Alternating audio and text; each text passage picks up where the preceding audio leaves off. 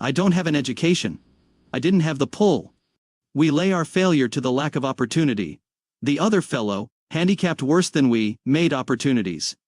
He fought until opportunities came to him. Success belongs to the man who simply wills to do it. He is the man who makes success come his way.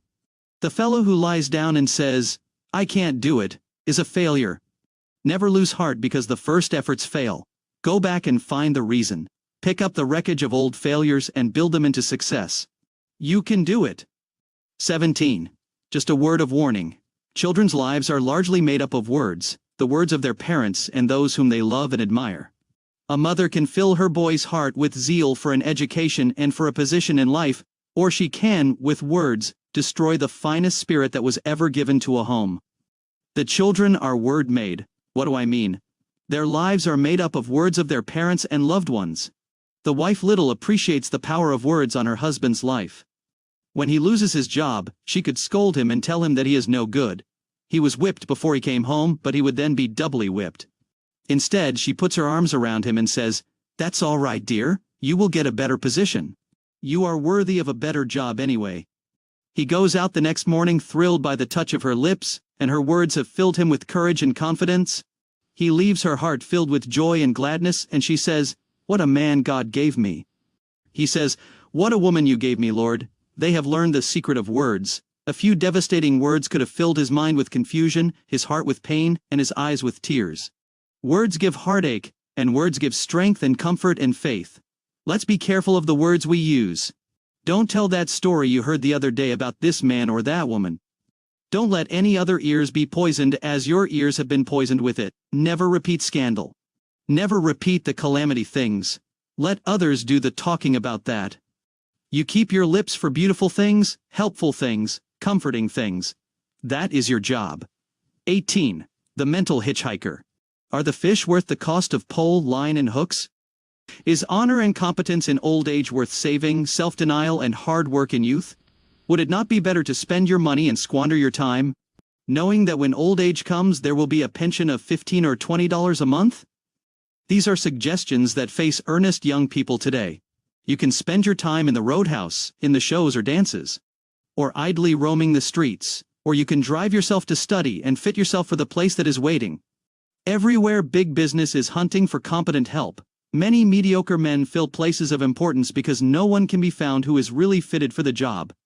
It is surprising how difficult it is to find even a good stenographer, to find someone who can take charge of a department and make it a success, to find someone who will take a vital interest in the work and put it over. Almost every man and woman is a time server. His ambition is to get his wages with as little work as possible. The new mental attitude is to get, without giving. You cannot be a success and do that. The good old days of honest labor seem to be but a dream today. The road that leads to a good bank account is an uphill road, and most of us have to build the road ourselves. The hitchhikers are filling the road today. They want someone else's car to ride in. They want someone to buy the gas. They want someone to pay the taxes and give them free passage. Are you a mental hitchhiker? Are you a mental hobo? Or are you one of the fellows who pay the taxes, build the roads, and bear the burdens? If you are a success, you will have to bear the burdens. You will have to pay the taxes for 100 other people. The easy way is to hobo it. It is the way of least resistance. I believe a fellow can get used to going on short rations, wearing old clothes, and sleeping in the jungle, but as for me, I'm going to go to the top. I am sending out this invitation for the rest of you to come with me. 19. Loyalty. Everyone who employs help places loyalty above almost any other trait in his help. We need skilled mechanics. We need skilled workmen in every department. Regardless of their skill, if they are disloyal, they hinder production. They hinder efficiency. They hinder the growth of the business. The new class consciousness that has been developed in the last few years along political lines has been of great injury to our nation. What we need is old-fashioned loyalty to the man or the company for whom we are working. The spirit of loyalty gives a sense of security to the firm. It is a guarantee of a higher grade production, of a higher quality of the thing produced. It guarantees permanency and safety in investment. No one has a right to draw a salary from a firm if he will not be loyal to the firm. If one cannot be loyal, he should find another position. The first thing that we expect in a man, after efficiency in his trade, is loyalty to the company. It should be taught in our schools and our homes that we are not rendering to the firm or company our best until we give our heart's loyalty in our service. 20. What are you going to do? What of life? You are standing on the threshold. Before you lie the untried paths. What are you going to do? Have you chosen your work, your vocation, your place in life? Or are you drifting, hoping that something will turn up? It will. But the thing that turns up will be of no value to you unless you are ready to take it as it comes. Don't float. Dead fish float. Make up your mind that you will put your dreams into blueprints, and then, with that blueprint in hand, you will build your mansion. Find your place, but be sure that you do thorough preparatory work. Put real hard work into the days of preparation. Don't just get by. Don't be satisfied with anything but 100 plus. Fight for it, work for it, enjoy it, make it a game to win. Be a success in youth and you will be a success in middle life. You will be crowned in old age. Make yourself a wanted person. Be so valuable that if you had to move, men and women would weep because of your departure. If you plan to be a minister, be God's best.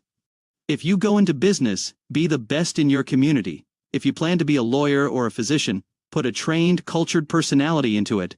Whatever you do, plan to build your house on top of the hill. Harness that lazy mind and make it work. That mind can make a place for you. Let me say again to you, go under your own steam. Prepare yourself, and doors will open to you everywhere. 21. The bell ringer. You are selling from house to house, you are ringing bells. That is a good place to start life. I started it there. You meet a different person every 5 minutes. If you can get them to listen to you, that is the first step. So many simply say, I haven't time, and slam the door in your face. You smile and go to the next. That's the game. But the man who can get inside the house to display his goods is the man who puts it over. The first requisite is a smile and a glad, good morning. It is not an ingratiating smile, but a wholesome, big, warm smile. You know that you have something that they need, something they ought to have. You come there with the heart of a philanthropist. You have something to give. They are going to get something worth more than they pay for it. You are not trying to outdo them, but you are there to give them something worthwhile. I didn't know anything about the sales game when I went into it as a boy of 21. Salesmanship was not taught then as it is today. I became one of the pioneers of sales talk, teaching the art of salesmanship. But I found that I could not sell unless I had confidence in the thing I was selling. I was selling pianos and organs from house to house.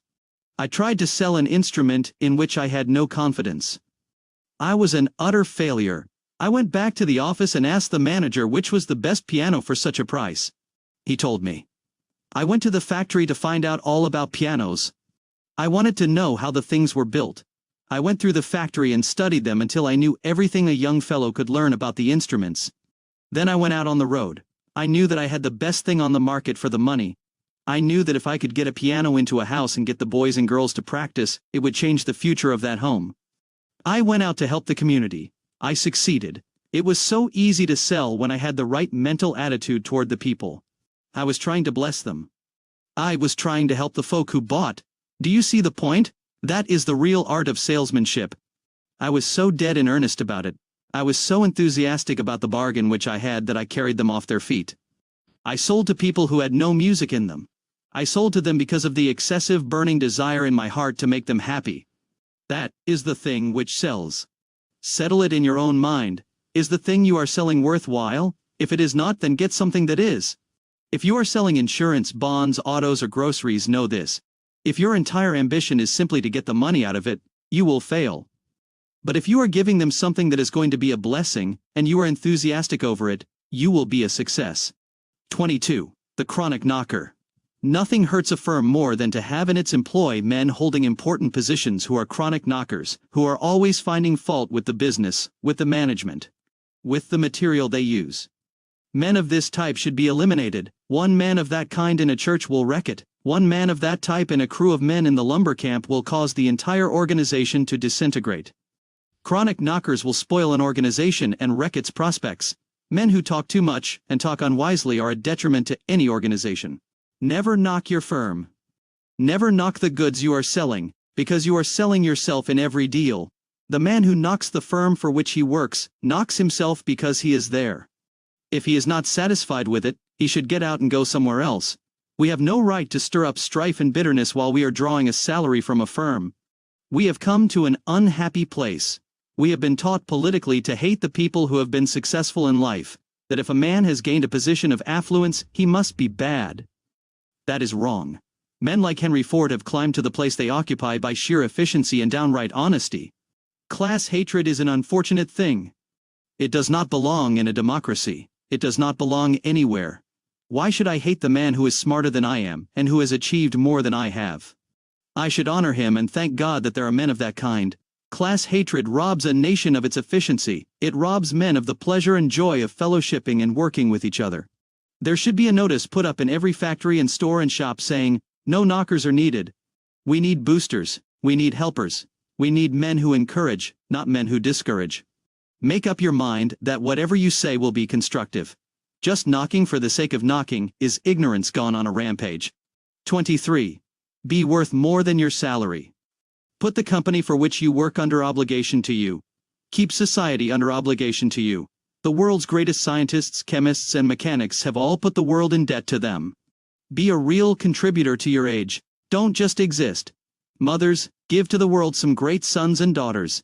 Put your best into their training. You have no idea how dependent the world is upon mothers. Make the world a better place, because you lived in it and played your part. Selfishness cramps ability. Be bigger than the blunders that you make. Live big. Be big in your dreams in all things that you do. Learn to love men. Only lovers count. Give to the world better service with every added year. Forgive your enemies. Never go to their level and hate with them. The lying and opposition of your enemies is your diploma. Give a heaping measure in all your ministry. God is the original giver. Be in His class. 24. 3 things that break us. These are mental traits that can be conquered. First, putting off decisions and action until a later period, never deciding anything when a decision is demanded. You face a great crisis in your life. You know you ought to make yourself mentally proficient along a certain branch of study. You are filled with enthusiasm until you take up the books. Then you say, "I'll start this tomorrow." The moment you say that you are defeated, usually, one might just as well throw his books into the fire, because tomorrow he will repeat himself. The secret of winning is action.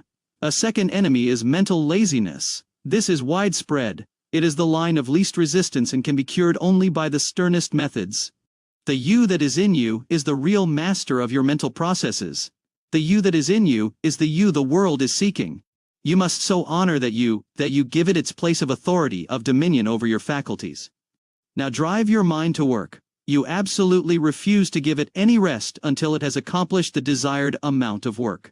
You must be absolute master of yourself, of your faculties, for your mind will always be lazy until interest has been created.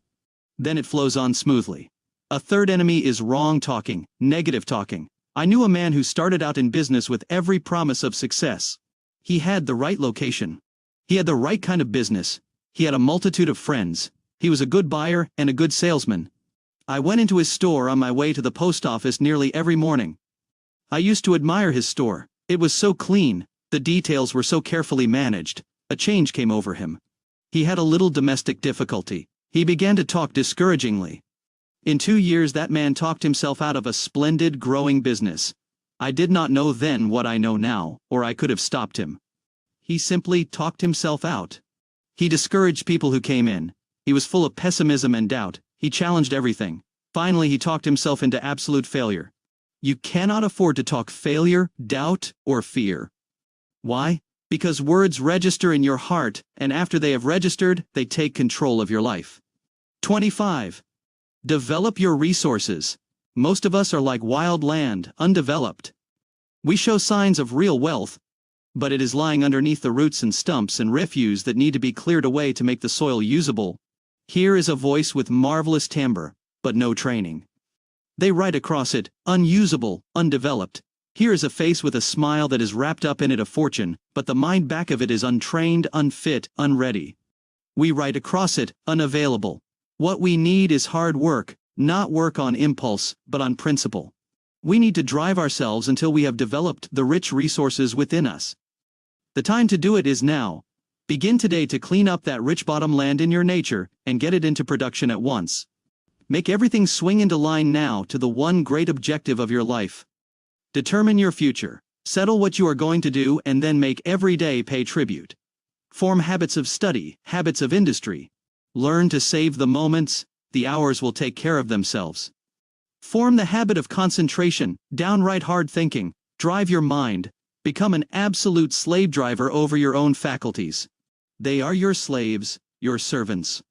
Make them work, make them study, make them develop, kill laziness, and that droning habit of dreaming. Transform it into vital energy. Set the dynamo of a tremendous purpose loose inside of you. Indecision and wastefulness of ability and time must be destroyed. Fight for time. It is the most valuable asset you have. Cut every corner, save every moment. Be exact with yourself. Put yourself on a develop your resources schedule, make yourself do your best. Wasting time is wasting ability, it is wasting the thing that makes you worthwhile.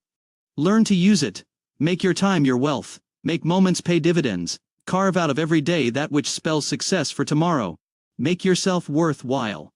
Make people want you. Make yourself so attractive, so vitally attractive, so valuable that men will hunt after you. Make opportunities where no opportunities ever existed before. Make yourself ready for the opportunity. 26. All he had was words. His is a little study of great things.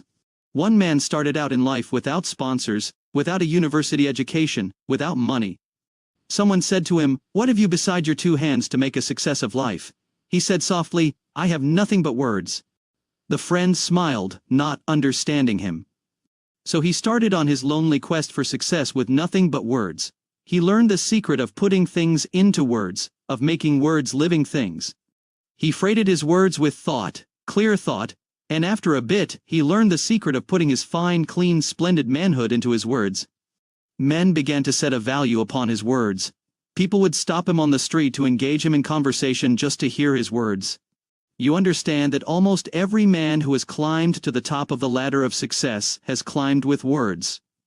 Here and there a man has climbed because of an unusual voice or an unusual gift of artistry, but the majority of men have gotten their feet on the first rung of the ladder of success by words. They climbed rung by rung to the top. A man must put a valuation on his own words before others will sense their value. The ambitious man's words became his bank account. He studied, he dug deep, he thought through on problems. Other people learned to trust his judgment and his words, rather than to study for themselves.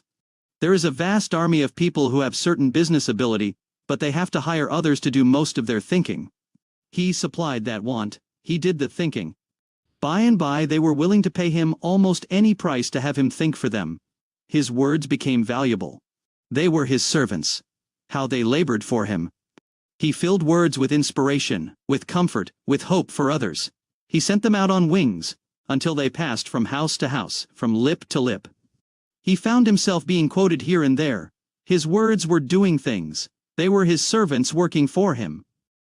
He had learned the secret of words. By and by, publishers paid him almost unthinkable prices for his words. Why?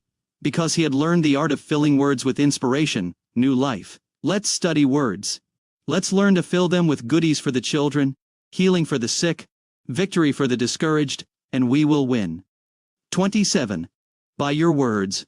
Perhaps they never told you, but they measure you by your words. You are rated by your words. Your salary is gauged by the value of your words. Your words make a place for you in the business in which you are engaged. Neither jealousy nor fear can keep you from climbing to the top if your words have value that belongs at the top.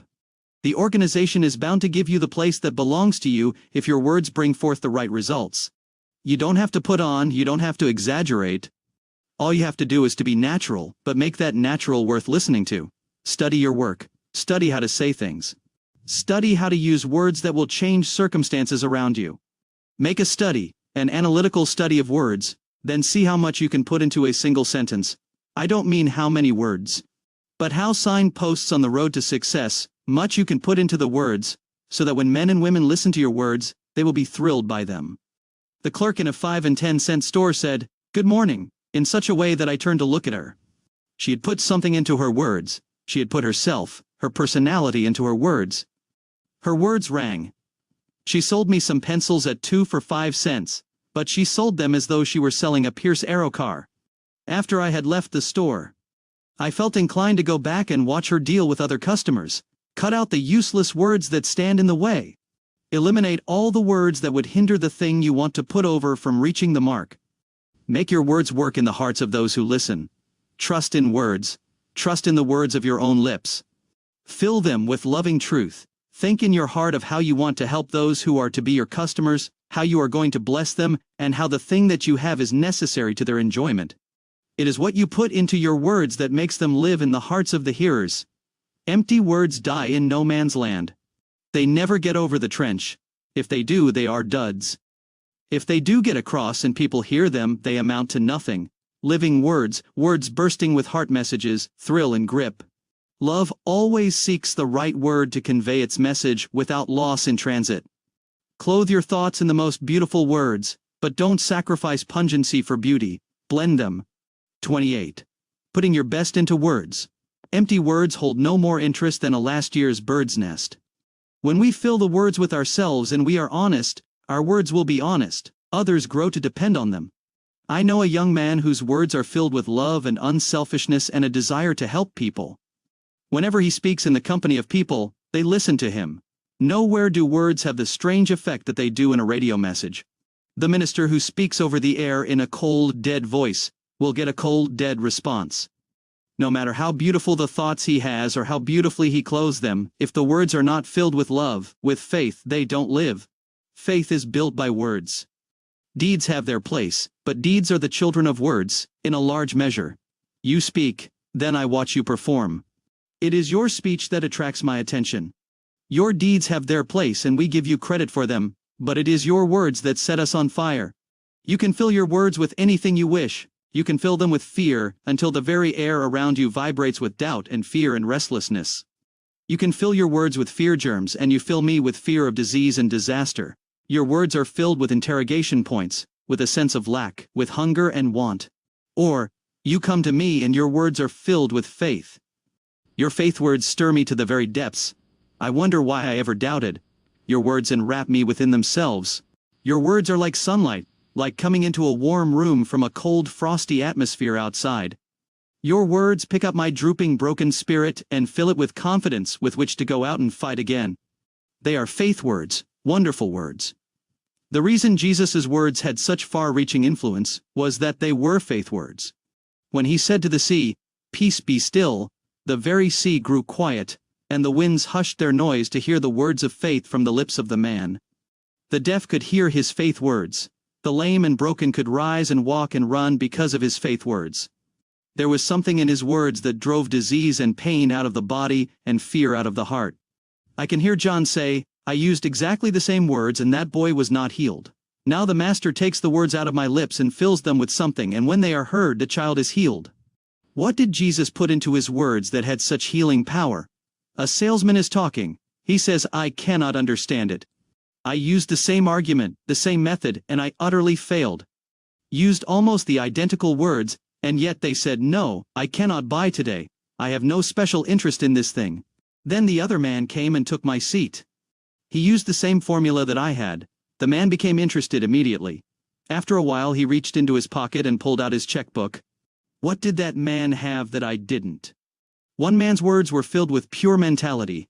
He said the things like a phonograph. The other put living faith, interest and love into his words. When this last salesman sat down, there was a look of quiet assurance on his face, and his first sentence registered because he believed in the thing he was selling. He not only believed in it, but he believed that if the customer purchased it, it would be a blessing to him. It was a safe and wise investment. This man generated faith, created faith in the customer. The customer put his hand in his pocket and held it there quite a while. He was holding on to his checkbook. By and by he said, "I will take so many shares. That looks good to me." His check was written and signed. The deal was made. Why? Because the salesman had filled his words with faith. 29. Stepping out. Stepping out of sin consciousness into son consciousness is stepping out of failure into success. It means stepping out of that inferiority complex that has held us prisoners for years. It means becoming the thing you have dreamed. Do you remember the picture in the magazine of the little scrawny fellow sitting by the side of a great big strong muscular man, seeing the big man take his girl away from him? Then the little scrawny man goes into the gymnasium and develops his muscles until they are strong. Then he goes out and faces other men unafraid. You go into God's gymnasium and come in contact with the great gymnastic teacher of spiritual things. You let him put you through a course until you stand in front of the world complete in all his finished work, until your inferiority has been swallowed up in his dominant victorious spirit, until you whisper, "Greater is he that is in me than he that is in the world, or than the doubts and fears that worked in me in the past. I have a master now who is building me up instead of the master who kept me in bondage, who kept me down.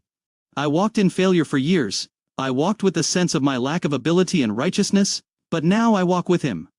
We are linked together. I am breathing in the courage of his tremendous personality. I am filled with his ability. I say, goodbye, to the dark, unhappy days of the past. A curtain falls between them and me.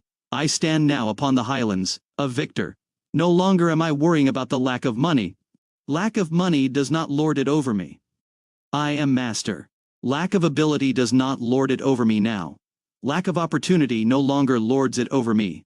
I am not intimidated by circumstances, or filled with fear that I cannot do the work or put it over. I know that the Mighty One has taken me over, and is putting me over, since I stepped out of sin consciousness into son consciousness. 30. Don't break me with words. His was Job's cry to his friends. They came as comforters, they stayed as tormentors.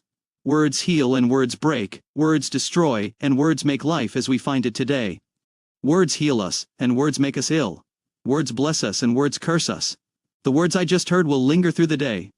How little women realize that a biting, stinging word in the morning will rob her husband of efficiency through a whole day. A loving, tender, beautiful word, a little prayer word will fill him with music that will lead him on to victory. We need the martial music of faith that only our loved ones can give to us. How little we have appreciated the tremendous power of words, written words, spoken words, words set to music.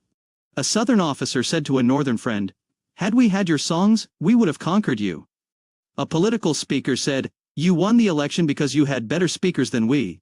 We had more money, but we did not have words well spoken." You see, men and women, that a study in words is one of the most valuable assets in a life. Learn how to make words work for you. Learn to make words burn. Learn to fill words with power that cannot be resisted. Mussolini held Italy in his hand by the power of his words. Austria was conquered by Hitler with words, no powder, no poison gas, no bayonets, just words. How we wait for a message made up of words. The secret of advancement in life lies in the ability to say the right kind of words.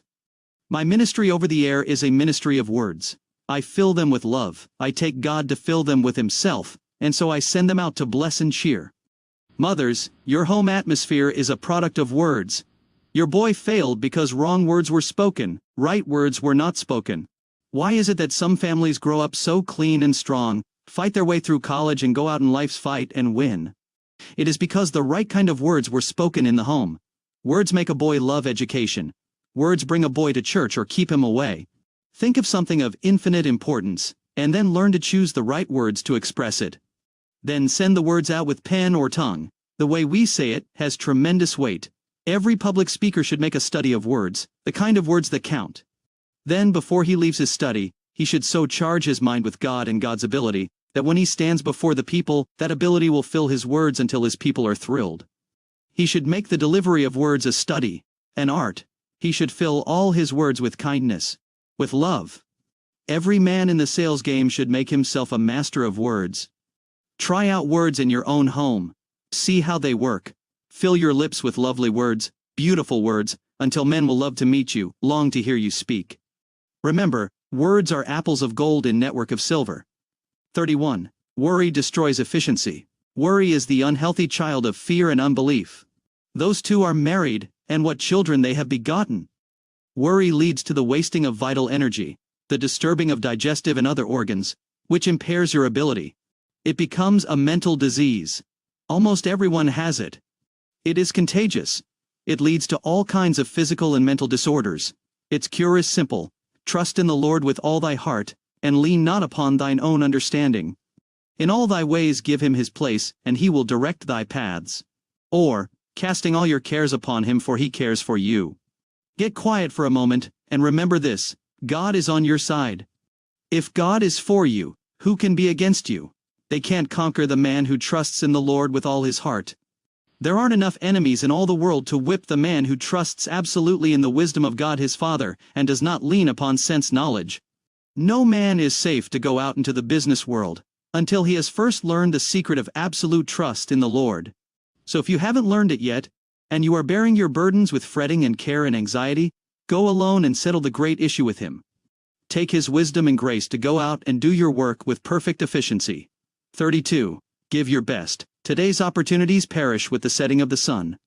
While the sun still shines, it is a challenge to your heart. The world is waiting for you. It waited for Caruso.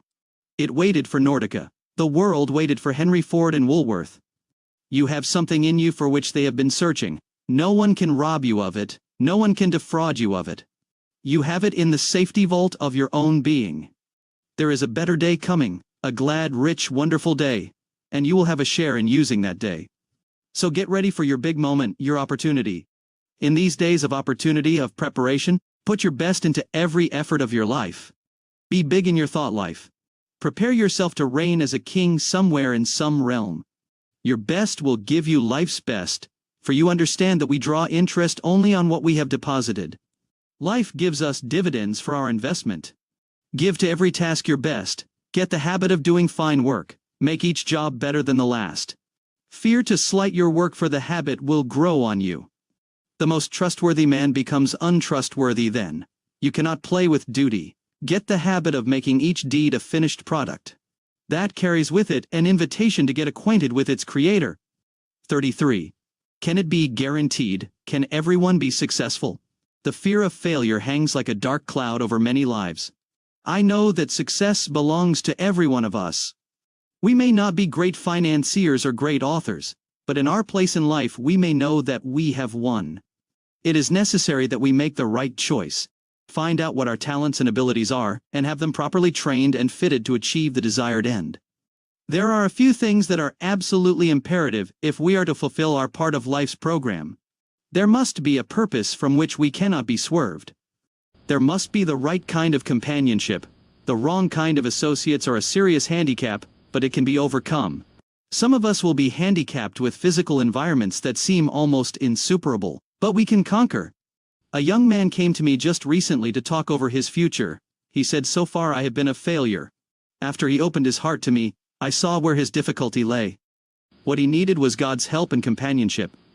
I am not talking religion, for I never talk that, but this young man needed the help that only He, the great unseen one, can give. He said, "Will you tell me just how to get in contact with God?" He was genuine. That young man was real. My heart went out to him. There was something so big, so full of the right kind of ambition, that he challenged all that was in me. I said to him, "It is necessary that you take Jesus Christ as your Savior, and that you confess Him before your family, before the world, as your Lord." He looked up at me and said, "That should not be difficult. No one should be ashamed of Him." I said, "The moment you do it, God will give you eternal life. You will become His very own child. Then you will have not only the help of God as your own Father, but you will have the intercession and strength of Christ. Then He will give you the Holy Spirit, who will come into your life and live in you. You will soon find what this will mean. You can do a great deal alone, but when you have received eternal life within your spirit, that will increase your intellectual efficiency 10 to 50%. As your mind is renewed through reading the Word, you will find a freshness in life such as you have never known. You will know that God is in you, that His ability is your ability. You can face any kind of a problem now and know that you are a victor. Your words will have something in them that they never had before. There will be a power in your very presence that men will feel. Always give God His place. Give Him a chance to show Himself. I don't mean that you are to talk religion to people. You just let God have His place in your life and you will talk about Him. You will know that He is in you. You cannot fail with Him in you. Nay, in all these things you are more than a success. I can do all things through Him who gives me strength. These mighty scriptures will hold you. God will be the strength of your life. He will make Jesus to be wisdom to you.